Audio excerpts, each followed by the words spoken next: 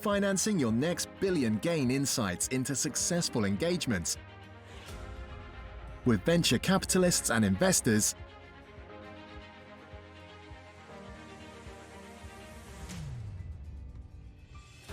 Get ahead of industry trends, hear from industry leaders, influencers, founders, policymakers, and governments.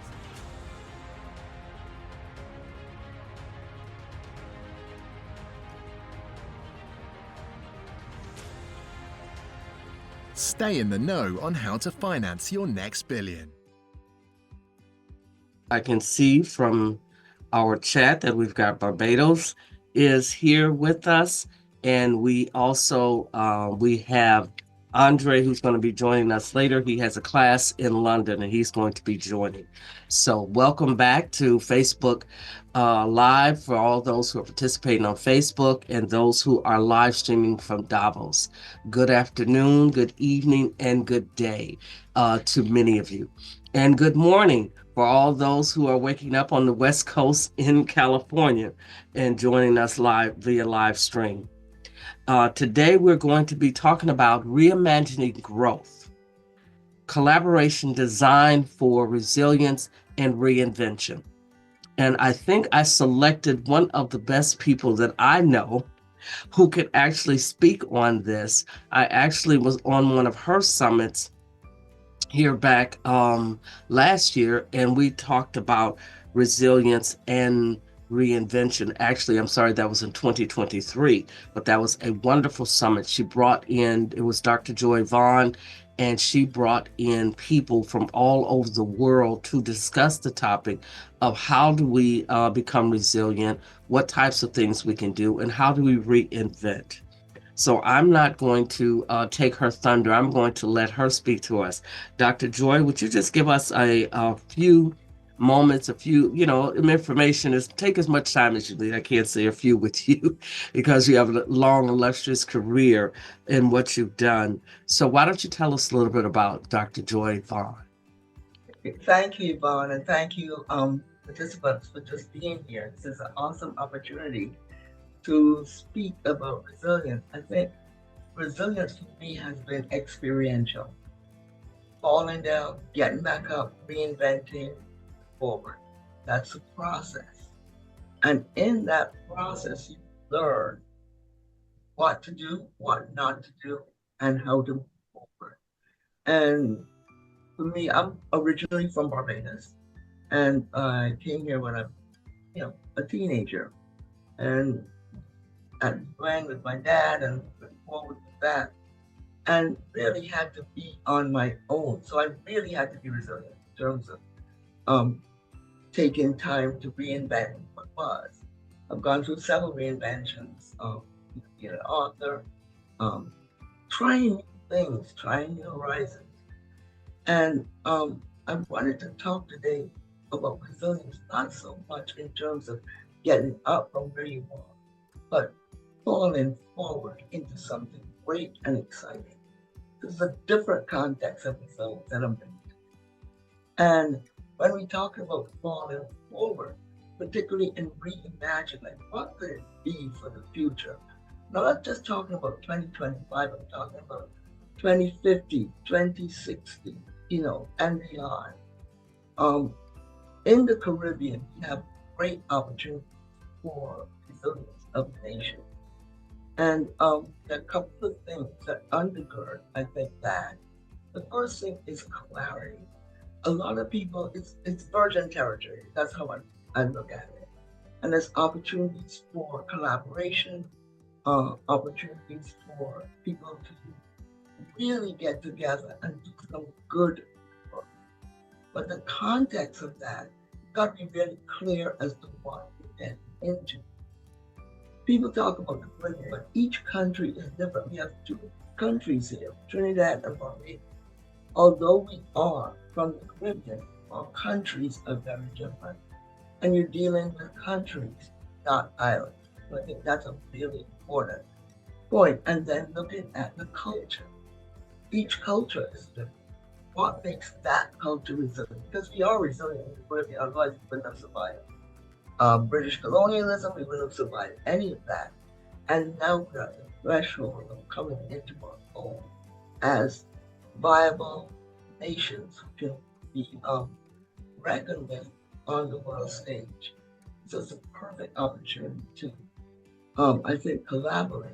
But you've got to understand each culture and what that means, and how then you can contribute to that culture rather than take from it.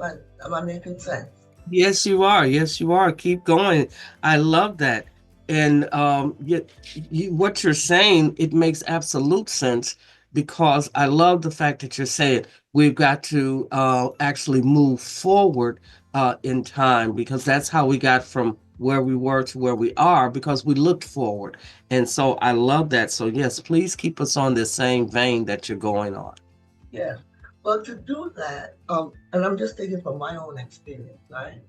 And mapping it on broad base to countries, it takes a lot of courage to do this. Like I said, clarity. You have to understand the culture. You have to be courageous in terms of going into territories that you don't understand.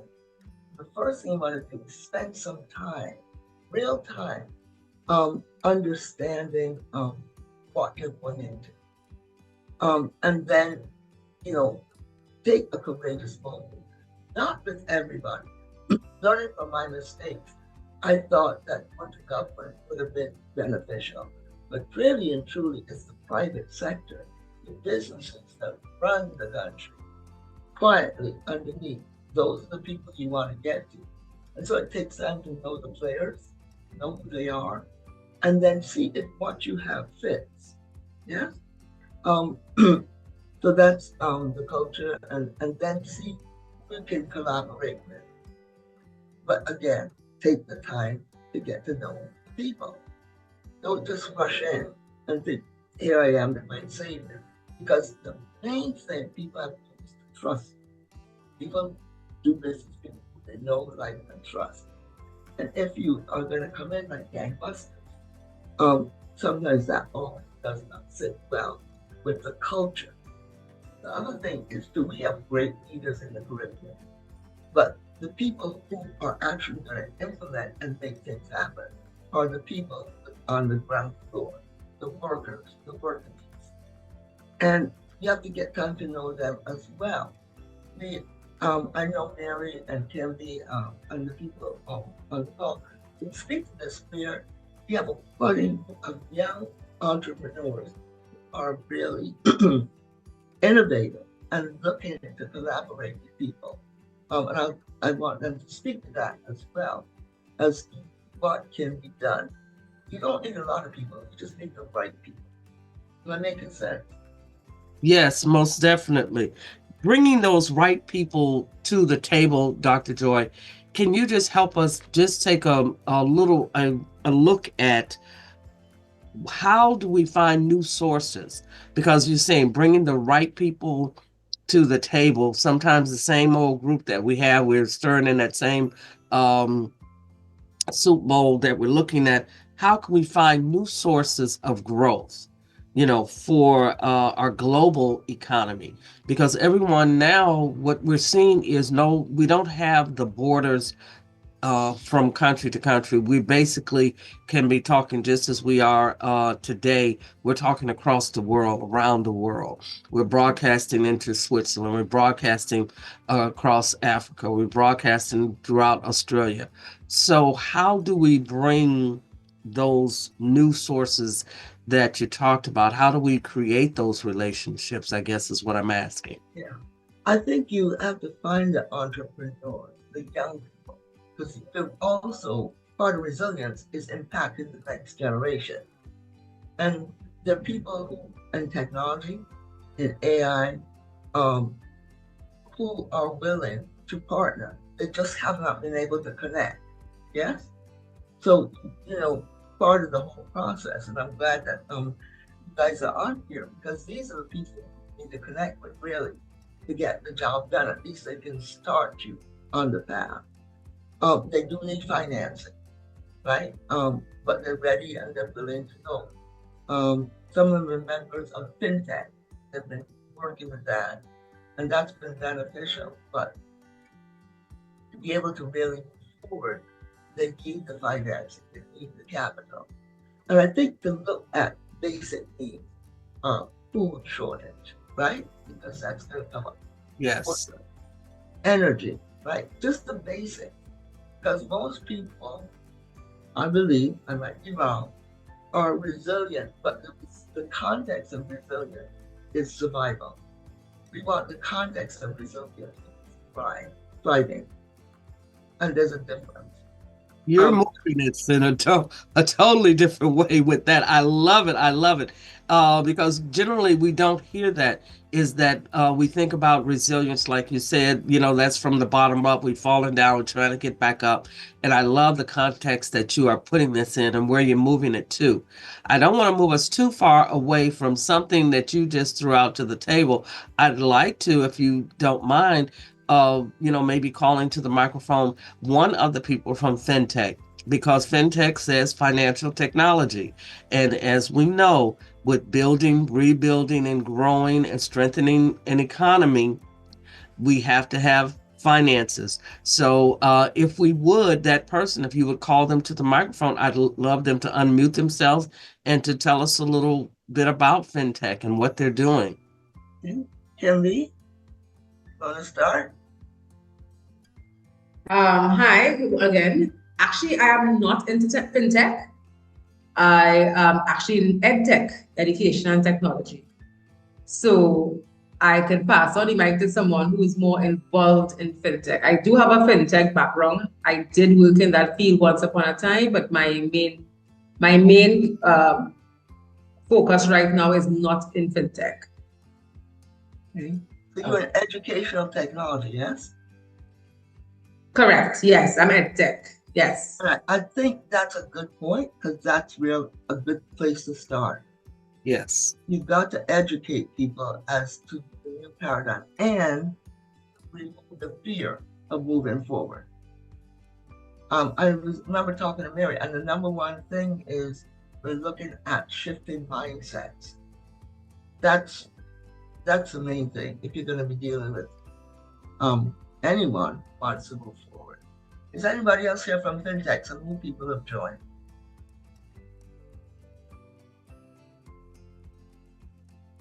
Okay.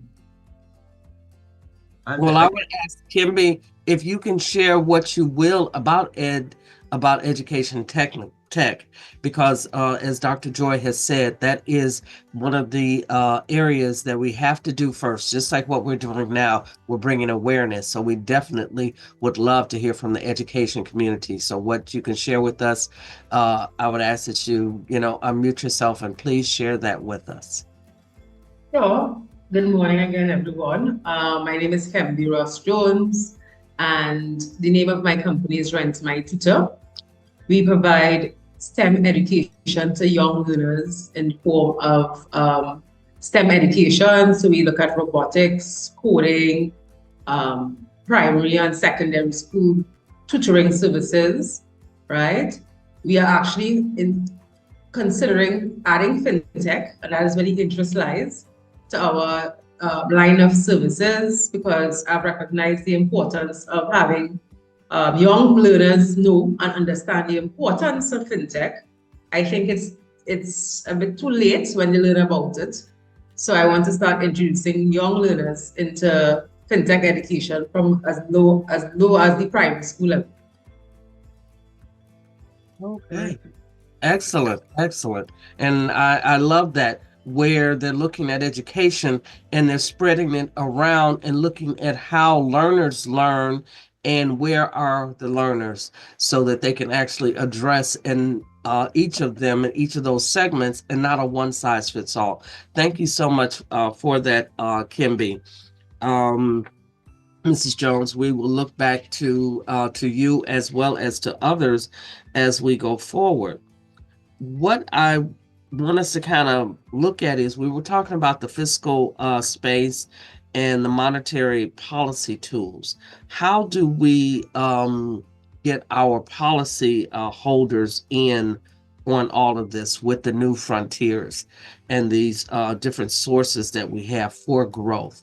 Because when we're talking about, I know you talked, Dr. Vaughan, you mentioned about going to the people, going to the private sector, what have you. How then do we pull these different resources and these policies that are already on the books, and maybe we have to, bring in some new policies? How do we have that conversation, at those different levels outside of the government levels? Yeah, I think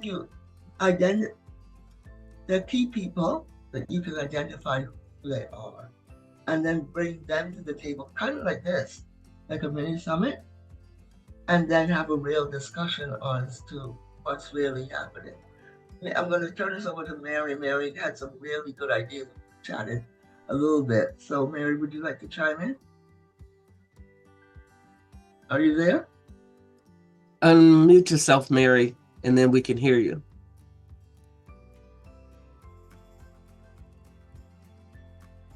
Well, anyway, we have some new people. I'd like to hear from them as well. Yes.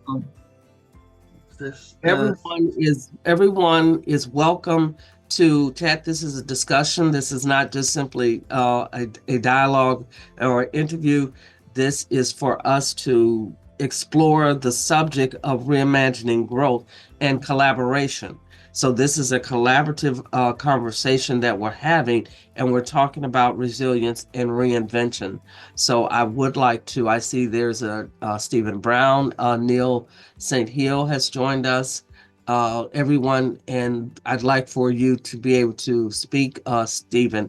Why don't you unmute yourself, and then you can come on and tell everyone what you sent to me in the chat about where you are, what company that you are at head of.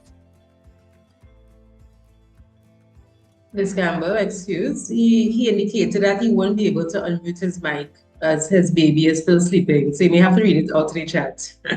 Okay, no problem. Well, thank you very much. Do we have anyone else who's able to unmute themselves and to speak? And Stephen said, while others are trying to get unmuted, they're calling in from, Stephen is calling, Brown is calling in from the Bahamas, and his company is CSB Tech Emporium, and he gave us his cbtech.dev, dev, and he is there a solutions integrator and developer. And he did want to speak on, which is excellent. Thank you so much for this. It says, with respect to fintech, he works with financial institutions to integrate e-commerce solutions into web, mobile, and other types of software.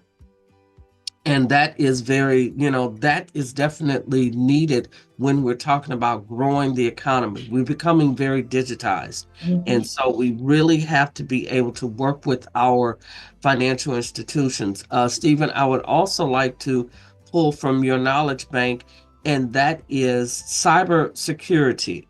How are you ensuring the secure transactions end to end? That's becoming a major issue now that we are all, pretty much familiar with the web, familiar with the mobile devices, and, almost to the point where we will download an app or start communicating in that manner, not really knowing, exactly just how secure that is, because then we're listening to the reports that tell us that so much information has been leaked out, so much information has gone out, and all we are getting is we're sorry, and hopefully that won't happen again.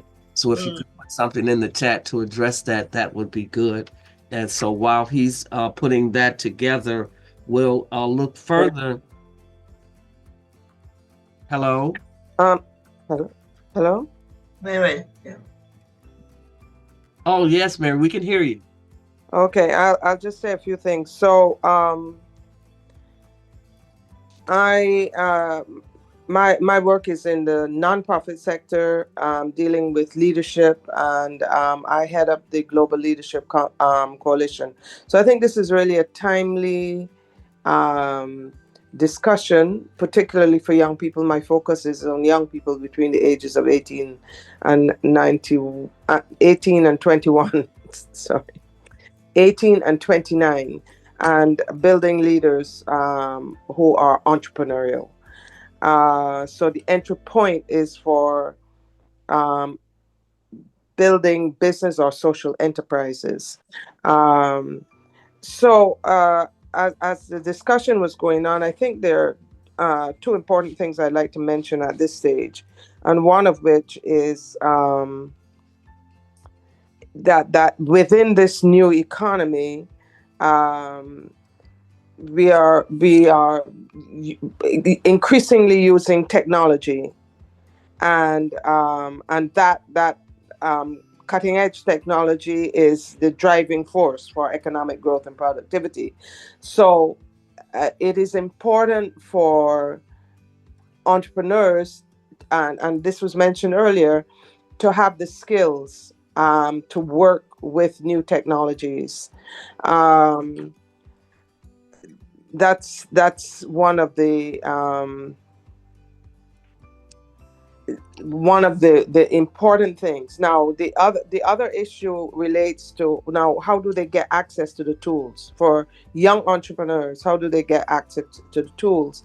And this brings me back to the policy environment. So within the policy environment, with government seeing that the technology is the driver for this new economy, in terms of policy, it is facilitating access to the tools that are necessary for those who are in this new space. The other thing I would mention is the financing that is needed. Financing has always been needed for entrepreneurs, and this certainly in the Caribbean has been a big gap. Access to finance for young entrepreneurs to expand their businesses. So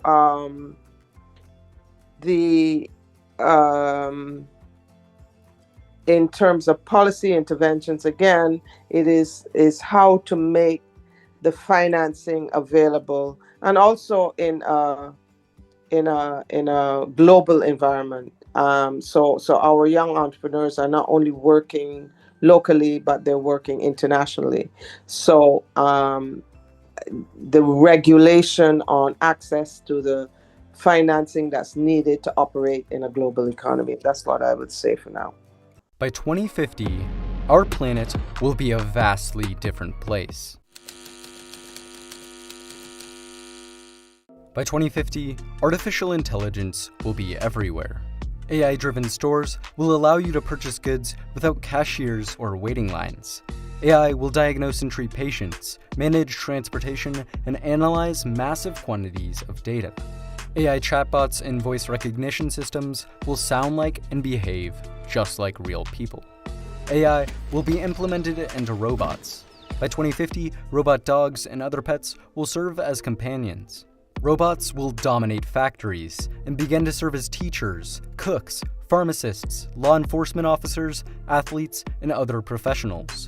In 2050, universal translators will remove all language barriers, and voice recognition will be ubiquitous. Hundreds of sensors will be installed in our clothes, homes, and overall environment to monitor our well-being and improve our lives. Computing will change. By 2050, we may run on quantum computers. Based on the properties of quantum physics, quantum computers could deliver massive leaps in computing power, outstripping any current transistor-based models. AI and computers will integrate into humans. Brain chips like Elon Musk's Neuralink will treat neurological disorders like Alzheimer's, Parkinson's, spinal cord injury, and blindness. These brain chips will allow people to control computers and prosthetics with no physical interaction. By 2050, we may be controlling things with our minds and communicating through brain signals. By 2050, robotic prosthetics may be stronger and more advanced than our own biological ones. Prosthetic eyes and ears will enter the market, curing blindness and deafness. And in 30 years, like AI, virtual reality will be everywhere. People will try on clothes in virtual reality closets, and holograms will bring FaceTime to a new level. VR platforms will allow you to move around while staying still. We will be able to travel the world and experience life on other planets, all from home. Excuse me for that. That was very powerful. And I see where you're absolutely correct, is that getting them educated. And this is a question that I have for you as well as for the group and the educators. And that is, with all of the education that is currently available at this time, there still seems to keep being this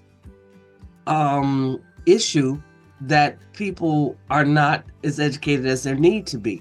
Is there a gap, or what are the, how are we missing the boat? Or I guess I'm saying, how are they not being educated on what's new when they seem to know all the other things, in other areas, but they don't seem to know in business, or they're not getting that education? Is it that they don't want to get the education? Because I know the education field has done, a phenomenal job of Good bringing. morning, Clara. Mary? Hello, sorry, can you repeat your question? Sure, Mary. What my question is, why is it that it seems to be such a high number of our young entrepreneurs who don't have this information when there's so much information that is accessible? I think the participant from Trinidad hit the nail on the head. It is starting early. So again, another policy intervention is in the education system. So there are two levels. The entrepreneurs now that don't have the necessary level, as you say, there's access to education. Maybe that's another policy intervention in terms of making affordable, or having institutions that are offering affordable training that is needed by young businesses that are looking forward to expanding. But more importantly, in terms of the education system, technology training has to start even from the primary level. So how are curriculums adjusted to respond to the need of young people that are coming into the job market? By the time they leave school, they should have certain level of competency that would prepare them for operating in the 21st century. Excellent. What you have just described is something, myself, having served on 2 school boards, one in Chicago, one in California, in San Francisco. And one of the things that was always discussed at that level was we had the standard curriculum, but we needed to have what we called an evolving curriculum. So that curriculum that actually addressed what was going on right then and what was going to be going on. And so that the children, when they would come out, whether that was K through 12 or at the college level, when they would come out, they would be prepared for the world that day. Because if you go to K through 12, well, that's 13 years. By the time you get out, if you're studying that same information that was put in 13 years ago, you're 13 years behind when you graduate. And the same thing for the college students. I think that's one of the reasons why we are finding many people coming out and not being prepared, because the curriculum that they're studying on is the curriculum when they went in, and then 4, 5, 6 years later, depending on what they're studying, the world has changed, and they're literally coming out behind the 8 ball, having to catch up with everything that's going on. But I do agree with what Mary is saying, and that is that we have to make certain that when they come out, they are prepared for whatever institution or whatever level they're coming out at. So thank you very much, Mary, for your comments. I'm going to turn back just for one moment back to Mr. Stephen, because he did put some great information in the chat about cybersecurity. And what he is telling us is that when browsing a website, one of the key points to look out for is an active keyword active, SSL license. That's a security license certificate. And you can identify that if that certificate is present with that particular vendor by either a yellow lock symbol in the search bar or the word secure, if the company has paid for a certificate with that level of service. So that is something that we all want to be on the lookout when we start to use services or apps. Can I contribute something? Yes, please. And can you identify yourself? Sure. Ansel Bagunin from Trinidad and Tobago. Yes. Yeah. The company, that I head is called Protofab TT, which really is an acronym for prototyping fabrication within Trinidad and Tobago. So it's technology oriented. I have a position in the industry. I'm affiliated with the MIC Institute of Technology, which has been around about 50 years now. That's a UNDP funded entity for technical vocational education and training within the Caribbean.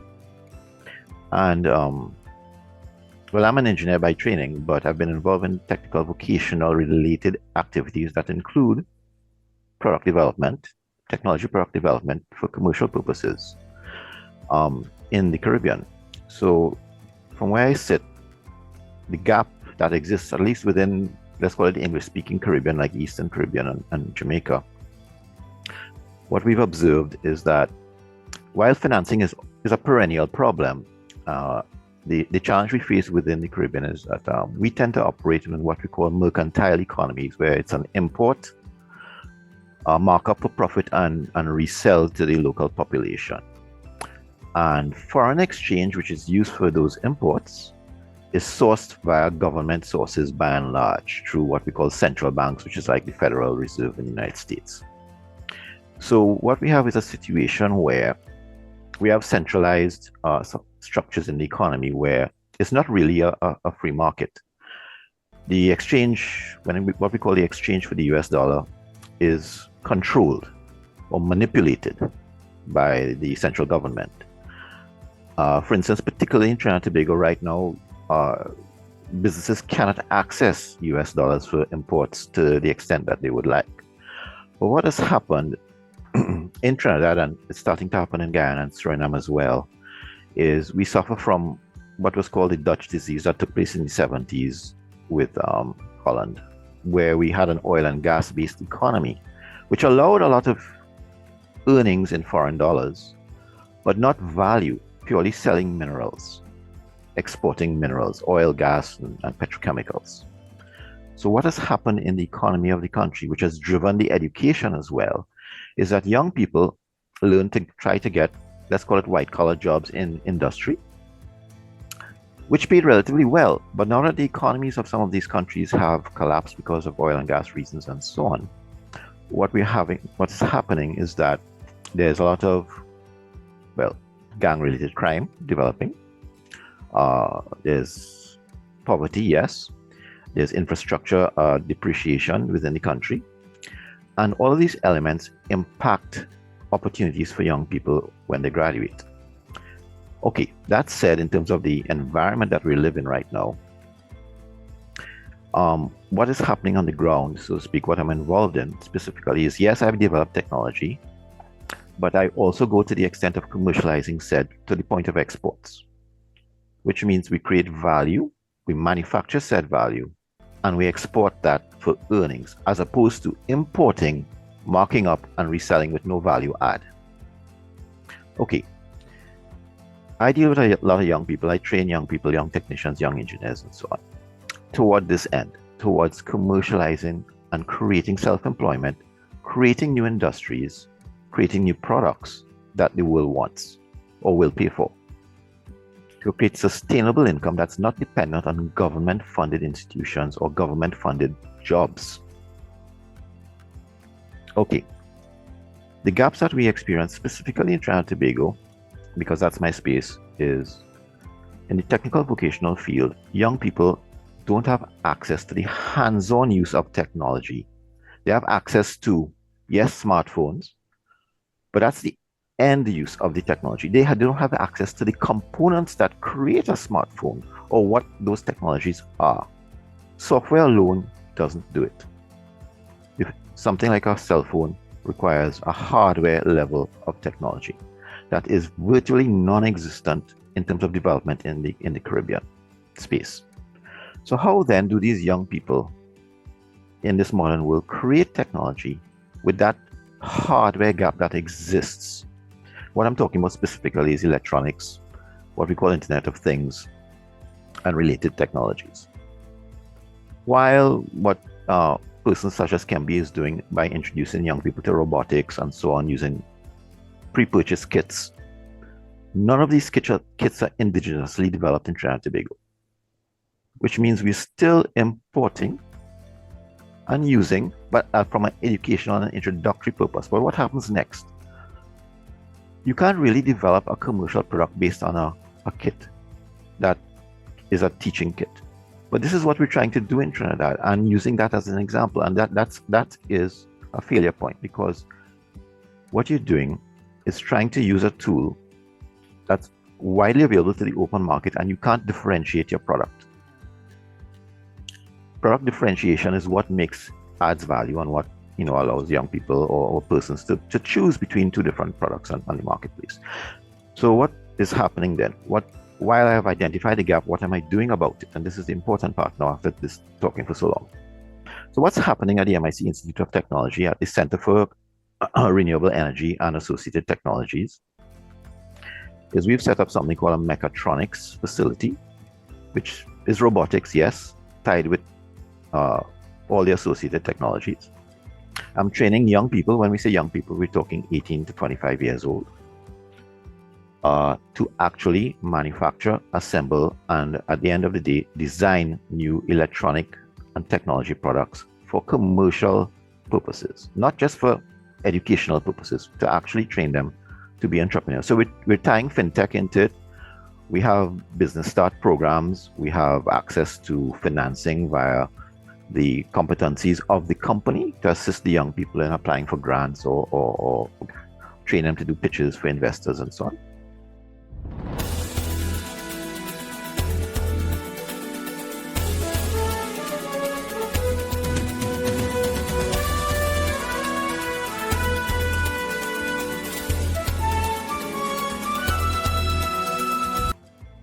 So this is ongoing as we speak right now. The example I can use in terms of a product that's on the market right now that's being manufactured by these young people is something we call solarponics in Trinidad and Tobago, which has now got traction in Europe, in the United States, and in the Eastern Caribbean, which is what it is really, is a smart garden tower for homes and offices, which employs of course, renewable energy, solar technology, Bluetooth technology, digital technology, automates the process, but most importantly, it does something useful in terms, it addresses the food security issues within the country, while allowing the young people to assemble it, maintain it, commercialize it, and potentially earn a living on it, both from the point of view of producing crops and the point of view of offering service for the tower gardens.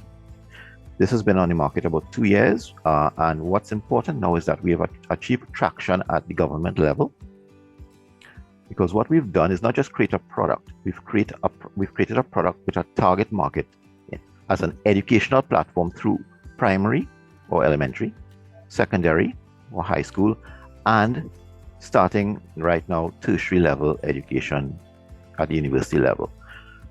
So the strategic plan was to create a product as an example that is commercial, that can be built by young people, but that is active in all the school levels as an example of that same product being and the use of said product. So we have some primary schools using it right now successfully. So what is happening is I'm building a curriculum around it, and the Ministry of Education within Trinidad and Tobago has, as of December 2024, adopted it as the platform for such technology development and teaching at public schools in Trinidad and Tobago. So we're moving into about 50 public schools by April, impacting perhaps 25,000 young people by perhaps August, with a view toward developing curriculum-related texts, videos, and so on. So we're tying the needs of the country in terms of food security, technology training, hands-on training, in school teaching, as well as linking it to entrepreneurship and school leavers who can perhaps run a business or perhaps be, if they have their own ideas to develop a new product, be assisted by the MIC Institute of Technology to be guided to manufacture such a product and commercialize it. And that particular model works like this. What we're offering the young people is, if you have an idea, but you don't have the capacity, the financing, or the competency to create it, but you have an idea and you have the motivation, we're going to fill the gaps for you. We have the capacity and the competency and the presence in the marketplace already. So what we're preparing to offer the young person is for an equity swap, if the idea is viable, if we think so. We will develop said product in conjunction with that young person, form a company, a spin-off, with them as the main principal, but with a shareholding. So what does this do? This has enabled the young person to get their idea to market in a manufacturable form and earn a living without expending funds or without having to find funds to do such and take that risk. So they can keep their day job, whatever it may be. You don't have to give it up. The company, that's MIC, through my entity within the company, will develop that product. And if it's successful, because it's our risk, we have an equity share to benefit. And then that revenue feeds the program going forward. So if we're successful 1 out of 10 times, based on the numbers, it looks like it's a viable model. So we're filling the gap between the ideation from the young people, the technology development, the commercialization, and then spinning it around to allow other young people to manufacture that product as they come into the system, and to actually see hands-on how ideas come in, how they commercialize, how money is made, how employment is created, how companies are structured, how financing can be accessed, and ultimately to make a successful life for themselves that's not dependent on government subsidies, government education programs, or any such level of social support, which unfortunately what we've discovered, people tend to become a little bit reliant on it as opposed to becoming self-starters. They're always looking for the next grant or the next government subvention because it can be easy money. And every time there's an election cycle, a whole bunch of that comes out every 4 or 5 years. So I've talked for quite a long time, but this is what's happening on the ground and we're trying to make a difference. Thanks for your time. Thank you, Ansel. And no, you have told us, you have not just simply talked, you have given us a model. This particular model is a old world model of this is how industry, this is how governments, this is how kingdoms, this is a kingdom model that he is actually describing here of apprenticeship. That's what we have simply gotten away from, the apprenticeship model, where you actually would be brought in and you would have those who would take you through. You had the great ideas for what this would look like or what this could look like, and they would actually work with you through that whole model to get you to the point where you were self-sufficient, and everything that was being created was needed for that particular kingdom or that particular what became our citadels, what became our countries, what became our cities, or what have you. That is exactly how it was done. This is excellent. I will be actually calling on you more to talk more about that. Dr. Vaughan, congratulations on all of your success. That is awesome. If that could be duplicated across the Caribbean, it would make a huge difference for not just Trinidad, but all developing countries who are struggling the same thing that you did several years ago. That's resilience, because you're looking at not now, but years down the road and putting in place the structures for the continuity with the young people. So again, congratulations. I mean, there's so many other industries too, the aquaponic industry, farming. I know right now, the fishermen, empowering them, having fisheries that actually work. that we could actually, I mean, I would love to go to the supermarket here and buy some flying fish, but there's no flying fish in the supermarket. So we have yet to find how to export that and how to make that, and making those industries attractive to young people. There's nothing wrong in being self-sufficient. And that needs a non-dependent on the government.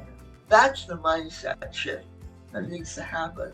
And it needs to happen at the young, with the young people. Because government cannot sustain you forever. And we've been taught the old model, get a government job, go to work 9 to 5, but that's not the model now. The model now is business entrepreneurial, and that is the resilient model for the future. That is excellent. That is excellent. So that brings us to that opened up the conversation on navigating innovation. And, that is central to fully achieving economic goals, which is what we've talked about, economic recovery and avoiding, the slow growth or avoiding where you have the government. And one of the reasons why that you see your governments and the slow growth is because we've asked our governments to be one thing, and yet we have taxed them to do another.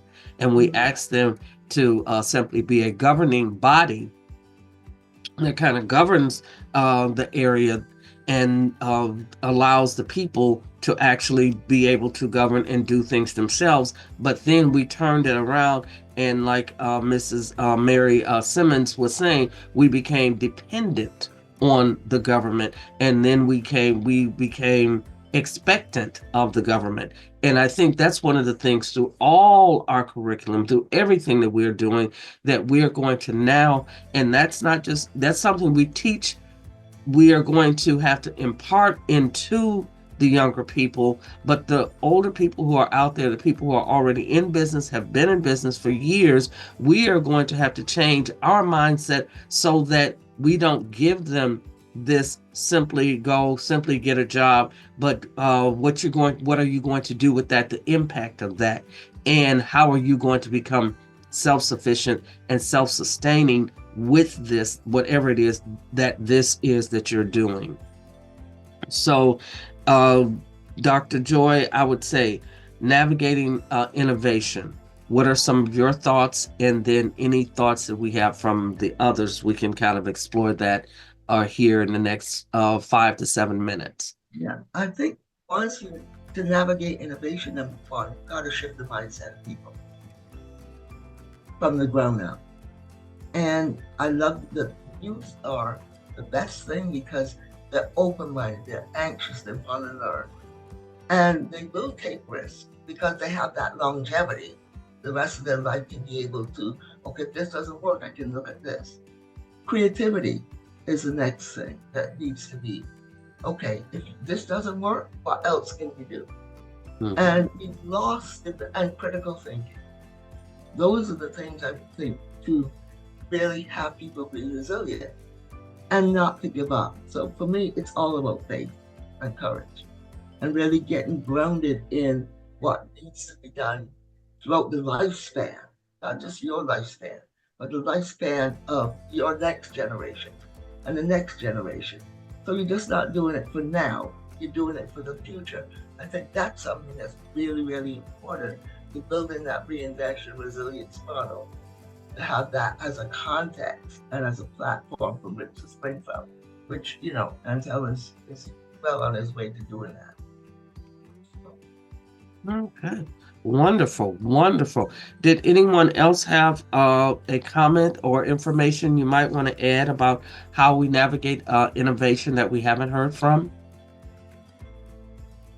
I see Mr. St. Hill. Neil, did you have anything you wanted to add to the conversation? You can, yes. Right. Hi, good morning. Not particularly right now. I would have been invited, so I was just kind of observing, but I do have a small business doing IT services on island in Barbados, and I would have been there were one or two projects that my company, myself, and my brother and I were doing. They would have been dealing with e-commerce and things in transportation on the island, because we saw areas where, for instance, our transport board, which will cover the buses here on the island, just things like ticketing and payments, like transforming to digital payments, things like that, right? But we're pretty much a cash-based society, so that has encountered its problems, or I guess people's reluctance to change. So we kind of shelved it for a bit, but still doing research and so on it for later, um, you know, later view really. Yeah. So that is basically one of the things. So I was just invited, just kind of network, listen, and take in as well some of the comments and activities in Caribbean or for others. Yeah. Okay. No, that's very good. I mean, there you can learn. This is what you have to do. What what he is saying is, they have been in business for quite some years, and they're seeing things go from a cash society to a digital society. They're making the changes, and this is exactly what we're talking about. Going, not just simply being resilient, but actually taking what you have and now reinventing that into what is actually coming out and what we're looking at. So, Dr. Joy, I will leave you to ask to have just the last word here with this on our reimagining growth and collaboration. You have brought together some very, very dynamic individuals who are working across a spectrum of industries. We've talked from education, we've talked from environmental, we've talked about STEM tech, we've talked about fintech, and so we have really, and we've even gone and had someone who is actually working at the current way, but looking forward to how they can actually go into a further way. I just got a message from Stephen Brown. If he wanted to, he said he can unmute now and he can tell us a little bit more from his perspective on fintech, and we'll have that, and then we'll come back to Dr. Joy to close us out.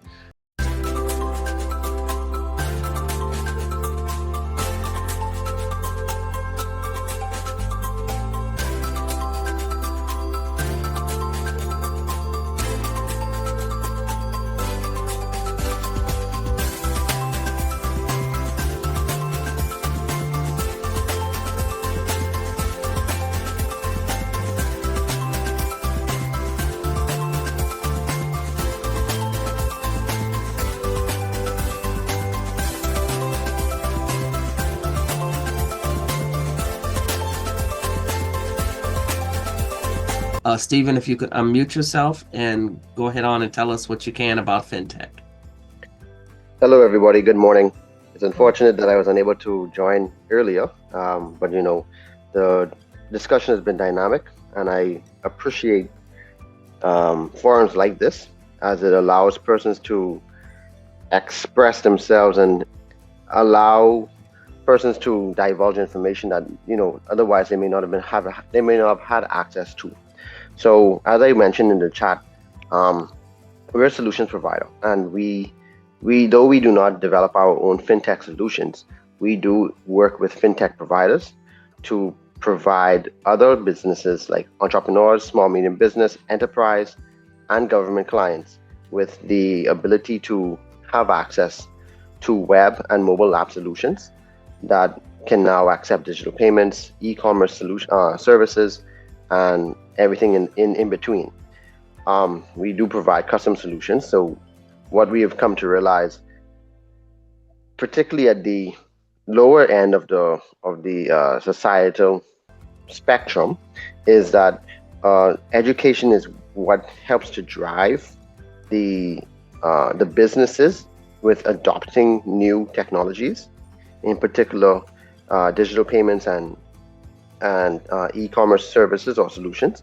And what's the name of the person who spoke a while ago? Neil St. Hill. So I think that's the person from Barbados. So listening to what he was saying and listening, and then of course comparing it against what I've done here in the Bahamas, it's very relatable for me, because one of my goals is to empower business owners through education, and that's the purpose and driving force of my initiative in terms of publishing books specifically for the Caribbean. I may expand beyond the Caribbean at some point, but right now my focus is the Caribbean. I've started in the Bahamas. My second book, as I mentioned, would be for Trinidad, third for Jamaica, and then I'll be moving on to Barbados, Cayman Islands, and Bermuda. So we're hoping that through the book, we're able to, one, educate persons on what the steps would be in terms of starting a business in those respective countries.